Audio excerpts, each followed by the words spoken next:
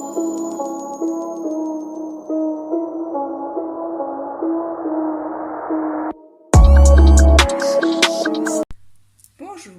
aujourd'hui dans cette nouvelle vidéo, dans le chaudron de la sorcière, je vais vous parler du sabbat d'Halloween.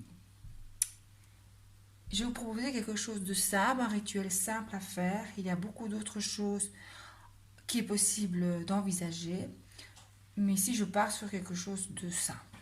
Voilà. D'abord,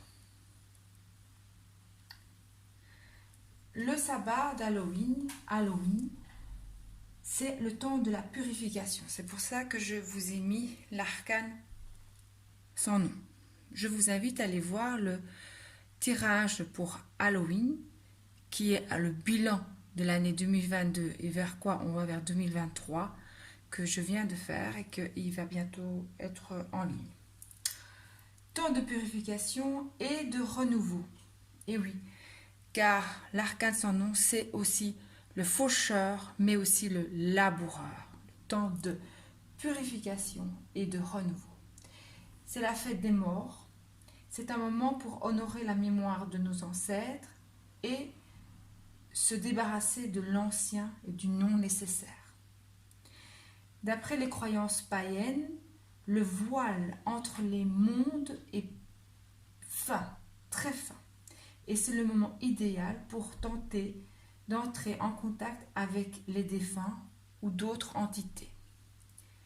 Les Celtes avaient pour tradition d'allumer des lanternes pour effrayer les entités malveillantes qui auraient pu franchir le voile.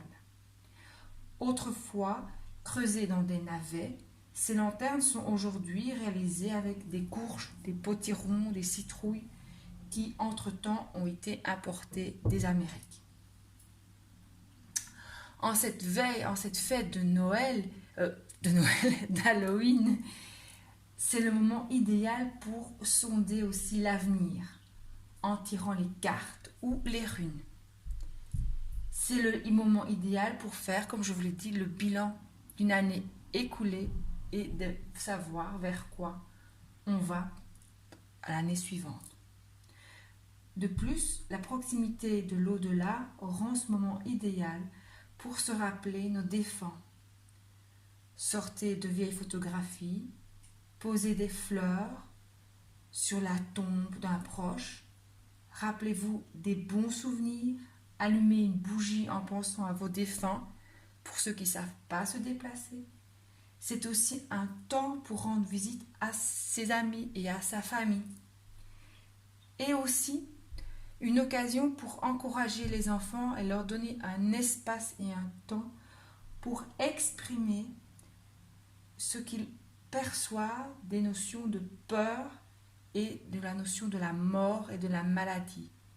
Car ce sont malheureusement des sujets ici tabous, mais en cette fête d'Halloween, moi je vous suggère justement d'offrir ce temps en toute bienveillance, en légèreté, mais ce temps aux enfants de s'exprimer. Je pense à la peinture, au coloriage. On fait bien des déguisements d'Halloween, profitez-en pour les laisser s'exprimer et parler.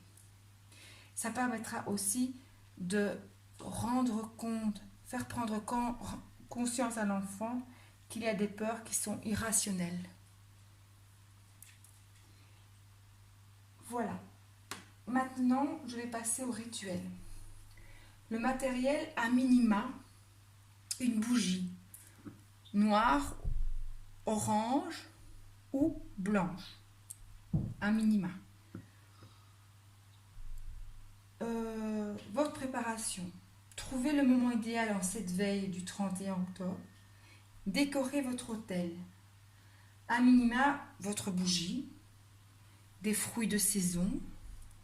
Et vous aurez aussi besoin, ici je vous ai mis des bulbes, mais je pense à des bulbes justement pour replanter pour le printemps prochain.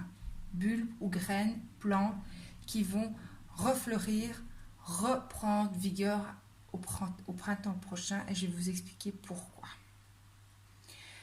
Alors, on est parti. Troisième étape, répondre à la question suivante. Ça aussi, c'est un moment où vous devez prendre le temps pour vous, pour répondre à ceci. Qu'est-ce que je désire changer dans ma vie? Toutes les mauvaises habitudes à éliminer. Et, à contrario, tout ce que je souhaiterais manifester dès le passage, le rituel fait. Attention, il n'existe pas de panacée.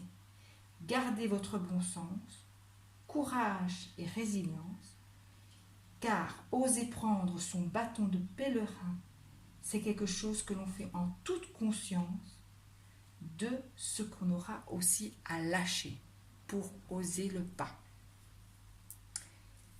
Alors, le déroulement de la petite cérémonie. Allumez votre bougie. 2. Dans les sens des aiguilles d'une montre, marchez autour de votre bougie en récitant ceci. Que soient inversées les énergies de la noirceur à la lumière, du bien au mal, de la mort à la vie.